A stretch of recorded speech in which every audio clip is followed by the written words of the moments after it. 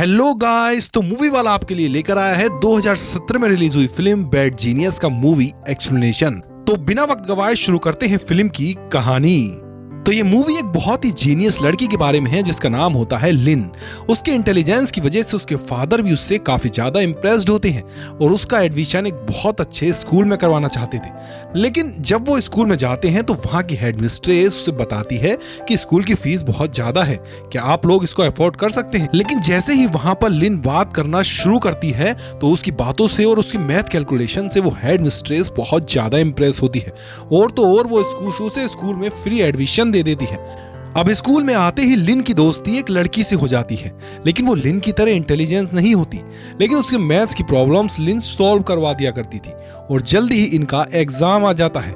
लिन उस एग्जाम में पूरे पॉइंट लेती है और उसकी दोस्त अच्छे पॉइंट लेती है, लेकिन थोड़े से वो कम होते हैं।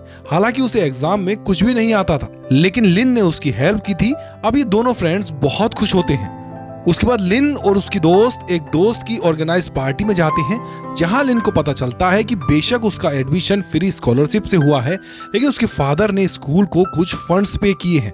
अब लिन वहां से जब अपने घर जाती है तो वो रिसिप्ट देखती है, जिसे देखने के बाद उसे पता चल जाता है कि उसके फादर ने वाकई स्कूल को 2 लाख रुपए पे किए होते हैं। ये देखकर लिन रोने लगती है और वो अपने फादर से कहती है कि डैडी, मुझे इतने महंगे स्कूल में दाखिला करवाने की क्या जरूरत थी।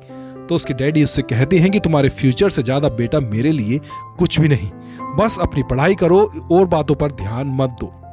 अब इसके बाद एक दिन लिन की मदर का बर्थडे होता है, तो वो उनको याद करते हुए पियानो बजाने लगती है क्योंकि वो उनके पास नहीं होती।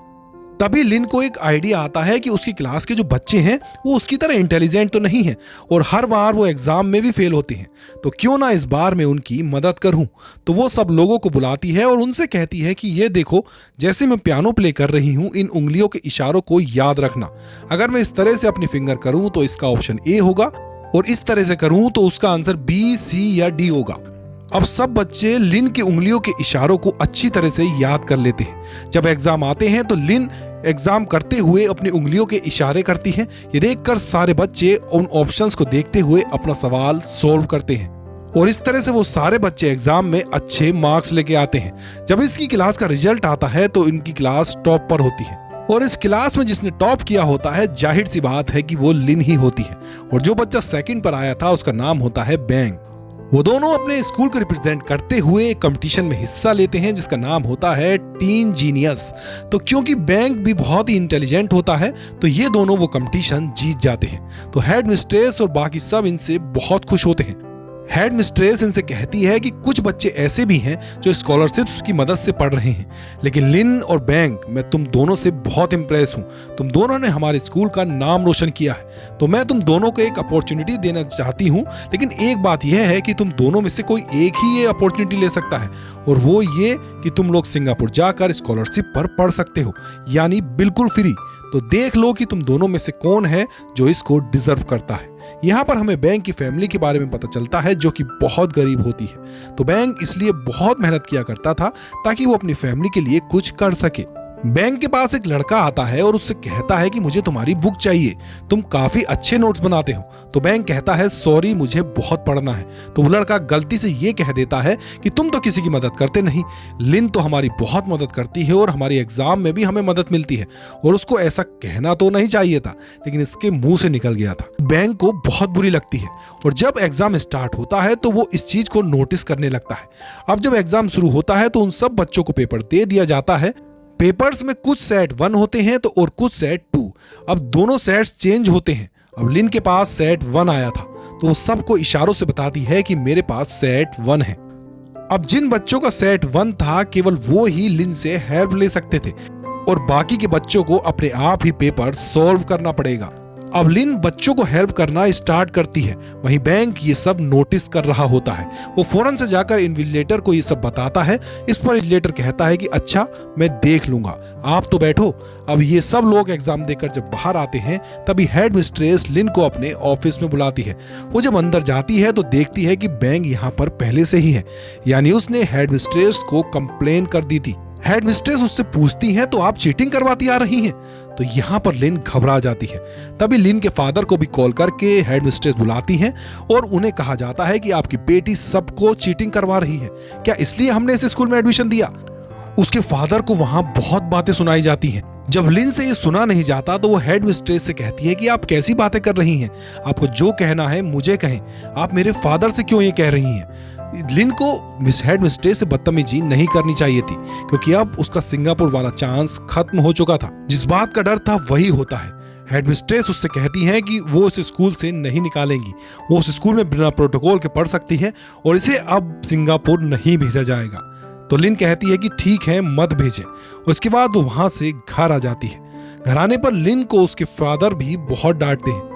तभी लिन को उसके फ्रेंड की कॉल आती है जो उसे होटल में बुलाती है और उसे कहती है कि मुझे तुम्हारी मदद की जरूरत है। इनफैक्ट ये जो मेरा दोस्त है इसके फादर भी यहाँ पर बैठे हुए हैं। तो उस लड़के के फादर लिन से बात करने लगते हैं कि मैं चाहता हूँ मेरा बेटा एक एग्जाम पास करे, तो तुम्हें इसकी मदद करनी होगी।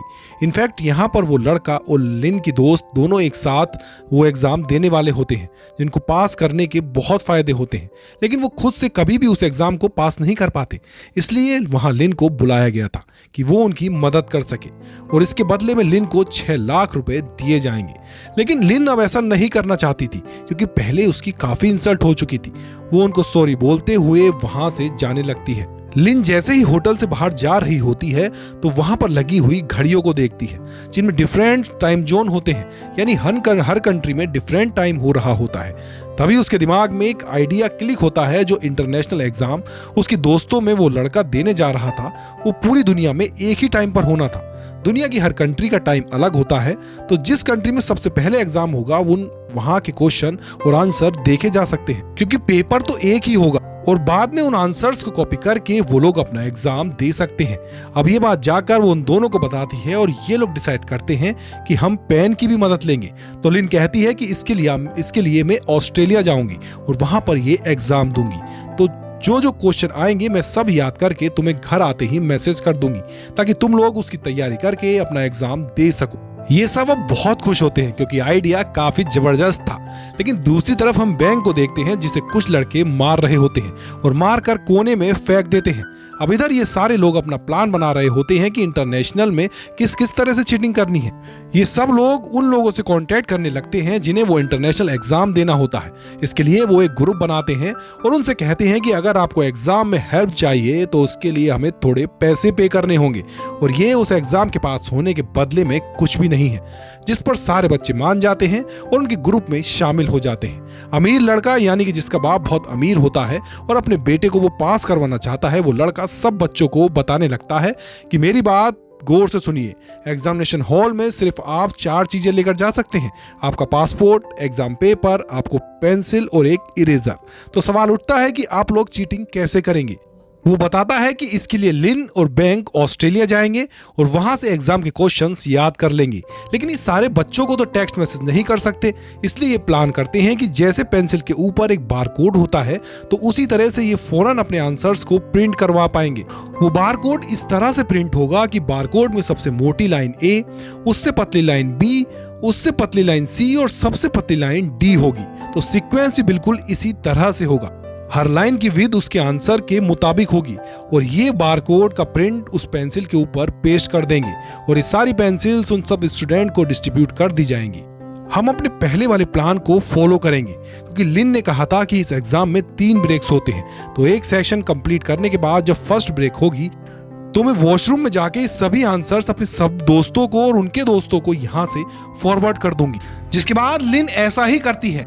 पहले और दूसरे ब्रेक में लिन और बैंक ऐसा कर लेते हैं, लेकिन जब थर्ड ब्रेक होता है तो बैंक वॉशरूम में बहुत ज्यादा देर लगाता है। तो वहां पर एग्जामिनर आ जाता है और तेजी से दरवाजा खोलता है, क्योंकि उसे डाउट हो जाता है क्योंकि बैंक बार बार वॉशरूम जा रहा है। बैंक के हाथ से मोबाइल टूट कर नीचे गिर जाता है, फिर उसे पकड़ लिया जाता है। दूसरी तरफ लिन भी वॉशरूम में नहीं जा पाती क्योंकि वहां पर और भी बहुत सारे लोग मौजूद होते हैं।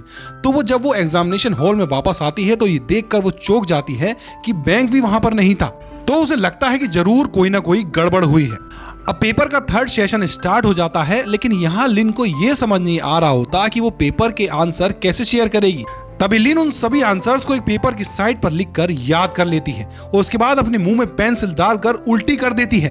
ये उसका बाहर जाने के लिए बहाना होता है। यहाँ से वो वॉशरूम चली जाती है ये कहते हुए कि मेरी तबीयत खराब हो रही है और मैं एग्जाम नहीं दे सकती, कि तभी वहां पर एग्जामिनर उसके पीछे आता है, क्योंकि जाहिर है ये लोग ऑस्ट्रेलिया में थे और यहाँ के रूल्स काफी सख्त थे। तो वो उसे कहता है कि sorry, you have to come back, you should take your exam, यानी आपको वापस आकर अपना बाकी पेपर करना होगा। जिस पर लिन कहती है कि मेरी तबीयत नहीं ठीक, मैं नहीं आना चाहती और मुझे एग्जाम नहीं देना। लेकिन वो एग्जामिनर उसे जबरदस्ती ले जाता है। तो जाते जाते लिन अपना सेल फोन किसी और के बैग में डाल देती। लेकिन अच्छी बात यह होती है कि वो उसके आंसर्स पहले ही टेक्स्ट कर चुकी थी।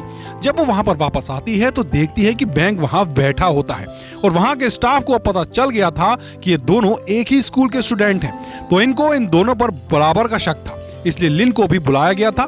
लेकिन तब तक बैंक बोल देता है कि लिन का इसमें कोई हाथ नहीं। अब वो वहां से वापस अपनी कंट्री में थाईलैंड आ जाती है और उसकी दोस्त उसका वेलकम करती है। लेकिन यहाँ लिन काफी ज्यादा परेशान होती है। वो अपने फादर से भी मिलती है लेकिन उनको गले लगाकर वो बहुत ज्यादा रोती है, क्योंकि उसे बैंक की टेंशन हो रही थी। काफी दिनों के बाद जब वो ऐसे ही वो बैंक के घर जाती है तो देखती है कि वहां पर स्पोर्ट्स बाइक हैं, साथ ही साथ काफी महंगी चीजें हैं, जिसे देखकर उसे समझ नहीं आता कि यहाँ पर ये कौन लाया। तभी उसे बैंक नजर आता है जो उसे बताता है कि फिक्र ना करो, मैं वापस आ गया था, इतना भी कोई बड़ा मैटर नहीं था और ये सारी चीजें मैंने वहीं से मिलने वाले पैसों से ली हैं। वो लिन को एक नोटिस दिखाता है और कहता है देखो एक और इंटरनेशनल एग्जाम आ रहा है, तो क्या ख्याल है। बैंक कहता है कि हम इस एग्जाम से भी काफी सारे पैसे कमा सकते हैं। लेकिन इस पर लिन कहती है कि नहीं बैंक, हम ऐसा कुछ नहीं करेंगे, हमने पहले ही बहुत गलत काम कर लिए हैं। तो बैंक उसे ब्लैकमेल करता है और कहता है कि अगर तुमने मेरी बात नहीं मानी तो मैं सब कुछ बता दूंगा कि तुम भी मेरे साथ मिली हुई थी। लेकिन उसके बाद भी लिन नहीं मानती और वहां से चली जाती है। मूवी के लास्ट में हम ये देखते हैं कि लिन किसी और के सामने बैठी होती है और उन्हें ये बता रही होती है कि उसने किस किस इंटरनेशनल एग्जाम में चीटिंग करवाई, किस किस तरह से करवाई और कब कब करवाई। वो सारा कुछ बता देती है, सब कुछ एक्सेप्ट कर लेती है, जिसके लिए वो शर्मिंदा थी। और इसी को दिखाते हुए ये मूवी यहीं पर खत्म हो जाती है।